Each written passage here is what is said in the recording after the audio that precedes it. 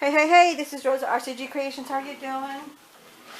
I'm going to be dehydrating some parsley. You always want to rinse it off. It's sitting here in a little colander.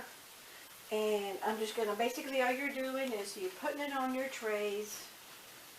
And then you're going to put it on the dehydrator anywhere from 5 to 12 hours, depending on how thick you make them. Okay, totally up to you. I have the Garden Master, the Nesco Garden Master Dehydrator. I got a total of 10 trays. I'm going to make them really full. And then when you're doing your trays, make sure the leaves are on the inside. You don't want to pinch the leaves in the trays. If you're doing your trays, there's all different kinds of trays out there, okay? Just be kind of cautious of that.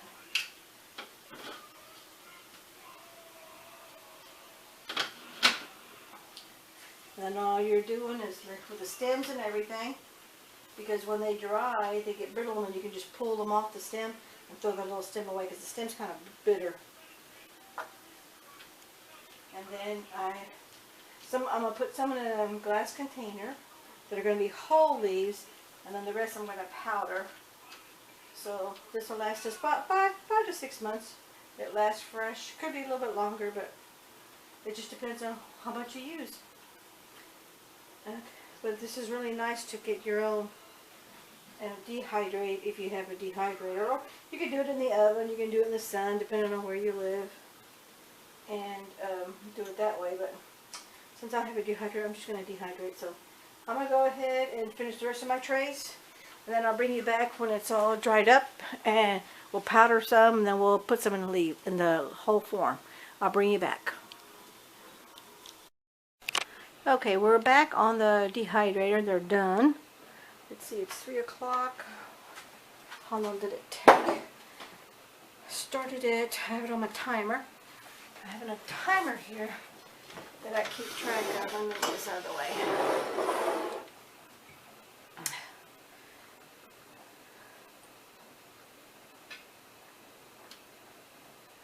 Dehydrator.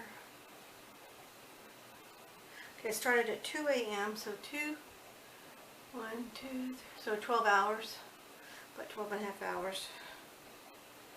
Okay, so that's not too bad. But then I started it at 115 degrees, and then I bumped it up to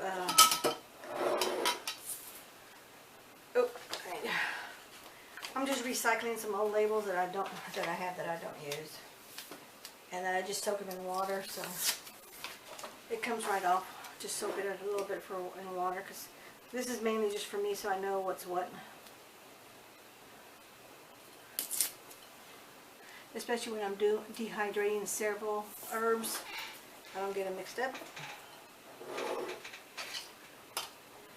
And all I'm going to do, I just wipe this down so I know my table's clean.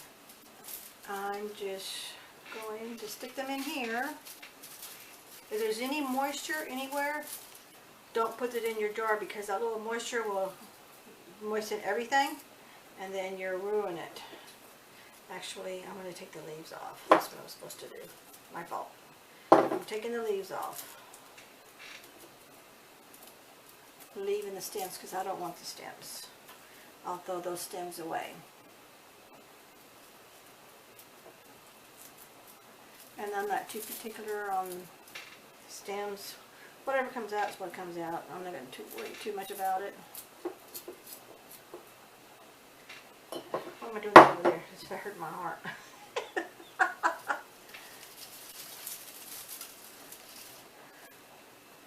And if there's some that did not totally dry, I'll save them to the side, and I'll put them back on the dehydrator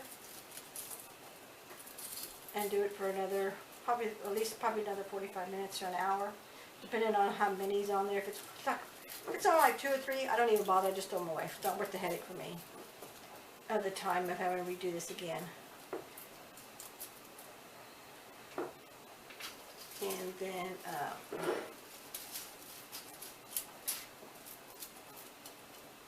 this is is just another way to stretch your budget and get, you know, using fresh always makes your food taste better. So, and my understanding is this will last about 6 months to a year if you vacuum pack it, which I intend on doing. I'm just getting my stems out of the way here. And then you just feel for it. Make sure that they're nice and dry and brittle. If they are, then you're good to go. And you can actually hear it. I'm going to be quiet. You hear that crunchy?